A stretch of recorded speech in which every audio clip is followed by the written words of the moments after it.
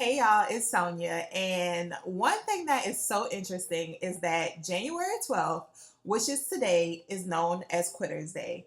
And what that means is that it's the day of the year where people start to really give up and abandon their goals or their resolutions that they've set for 2025. Y'all, 12 days is only like what, 2 weeks into the year? So we are not going to give up on the goals that we set for the year. I know you have a lot of things that you desire, a lot of things that you want to see happen in your life. And so we are going to talk about 5 ways that you can make that happen today. So I know you've probably already created a really beautiful vision board or a really beautiful collage of things that you want to accomplish for the year. But the reality is, if you do not have a strategy attached to that vision board, then you may have a hard time really understanding how you can make those things actually happen for your life. As we know, desires without a plan are just a wish, and we don't want your visions to be just a wish. We want you to actually see those things come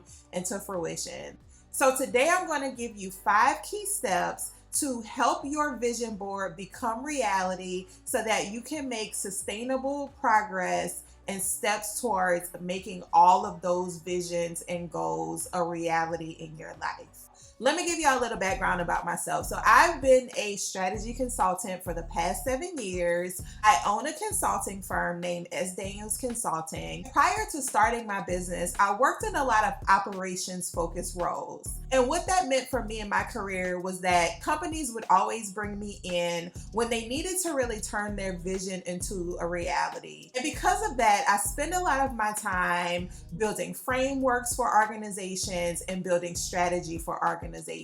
So one day I got the idea to take the strategies that I use to help organizations and use that to do some planning in my life. And y'all, when I tell you, when I started strategizing my own life, everything that I desired really started becoming a reality in my life. So every year for me, instead of doing a vision board, what I normally do is strategic planning for my life. In this video, I'll talk about some of the concepts that I use for strategic planning to help you really understand how you can take your vision board and become a reality. And so we're going to talk about that in 5 steps. Step 1 is clarifying your vision. And so what I would recommend that you do is take your vision board and break it into different categories. So you may have a category that focuses on health.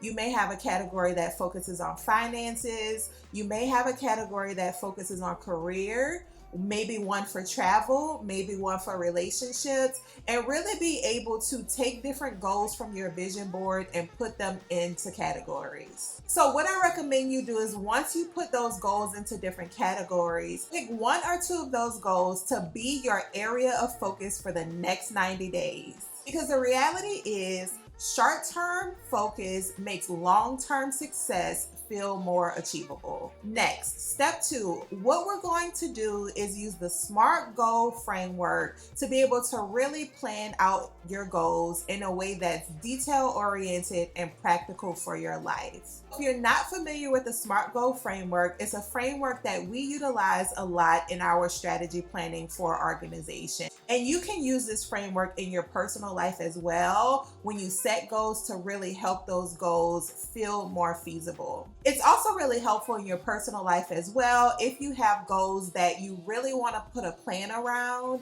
so that it feels more feasible for you to achieve those goals. If you're not familiar with the SMART goal framework, SMART is an acronym for specific, measurable, achievable, relevant, and time-bound. It is a really great framework to use anytime you have a goal. For example, let's say one of your areas of focus is health, specifically fitness. So you may have a goal that you want to lose weight this year. That's actually one of my goals, to lose weight and then to get more toned up through strength training.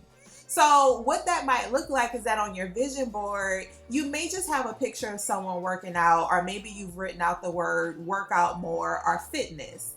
But I want to encourage you to make it more specific. So instead of just saying, I want to work out more, turn that into a SMART goal. Turn it into a goal that is specific so that you are able to really have a solid plan about what that actually looks like to improve your fitness and your health. So instead of just saying, I want to lose weight or I want to get in shape, take that and make that into a SMART goal. So if you're saying you're going to work out 3 times a week and each workout is going to be 30 minutes, that actually gives you something to track. So I love using my Apple Watch to track my workouts. And so I'm always able to see myself achieving those goals. One, because I'm really clear about it, and two, because it's very specific and I can track the way I've set up that fitness goal for myself. For step 3, I would recommend creating a weekly action plan. Dreams happen in baby steps, right? So when you take a step here, take a step there, take a step there, before you look back on it, you've really accomplished a lot of your dreams. So what I recommend is once you turn your goals into SMART goals, you take those SMART goals and then break that down into weekly bite-sized action plans. I would recommend taking that fitness SMART goal and then turning that into a weekly action plan. A weekly action plan can be really simple. You can create either a spreadsheet or use a journal or keep it in a note in your phone of a list of tasks and activities that you plan to do for that week in relation to your overall goals. So again, for me, because I have a fitness goal, like a lot of y'all, what that looks like again is making sure that I have a set number of workouts I know I'm going to do within the week. I know how much time I will spend at each of my workouts. I also know, because I'm cutting back on takeout, that I need to, buy healthier groceries, meal prep, or whatever makes it easier to stick to those fitness goals. And so from that, I will use that information or that knowledge to then create a list of activities and tasks that help me stay on track for my fitness goal. Simple steps leads to sustainable progress. I promise. I've been doing it for a while and it works. Step 4 to me is really important, and that is building accountability. I will say it's really important that motivation and accountability start with self. A lot of these things that we want for our lives requires a high level of discipline. In a lot of cases, I usually look at discipline as what promises am I willing to keep to myself. So because I am prioritizing my fitness and my wellness, the promises that I make to myself is that even when I do not feel like it, I will keep the promise to myself by going and working out or going on a walk or moving my body in some way that helps me really stick to those fitness goals. That is really important to me. And so building accountability starts with yourself, but I think it's also helpful in this process to have a friend, a colleague, a partner, whether you're in a relationship or not, someone to really understand what your goals are so that they can help you navigate keeping your promises to yourself. Do not go at it alone. If you don't have anybody close to you that you can share these goals with that will be willing to hold you accountable, I would recommend joining a community of people who have similar or if not the same goals so that you all can fellowship and build camaraderie around achieving your goals together. I'll say this, accountability is not about being pressured. It's all about partnership and progress. Again, I recommend finding an accountability buddy or system that you can utilize to stick to your goals. Now, 5 is my favorite. Celebrate yourselves. Celebrate your wins along the way. Along this journey, figure out ways to celebrate small milestones that you achieve. For me, again, because one of my areas of focus is fitness, I always find a way to reward myself for accomplishing the goals that I've set. So my goal is that every week I work out at least 3 to 5 times every week for about 30 minutes. So again, I have my Apple Watch set up with my goals, and so it's really easy to see when I'm achieving those goals.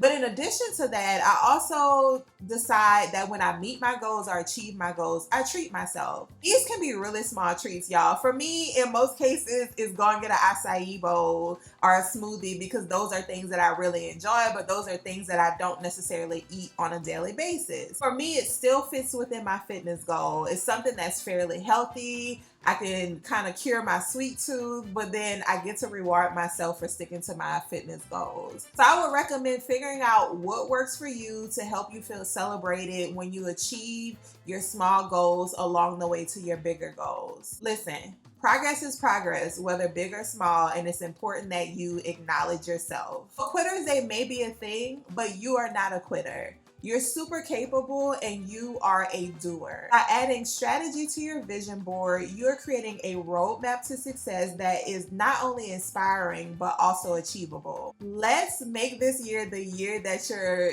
dreams become reality. If you found this helpful, hit the like button, subscribe, but also share a comment. I really want to know what are some things that y'all are working on. And I want to share more about what I'm working on as well. And if you need an accountability buddy, let me know. I'm available. Let us build a community of action takers. Take care, y'all.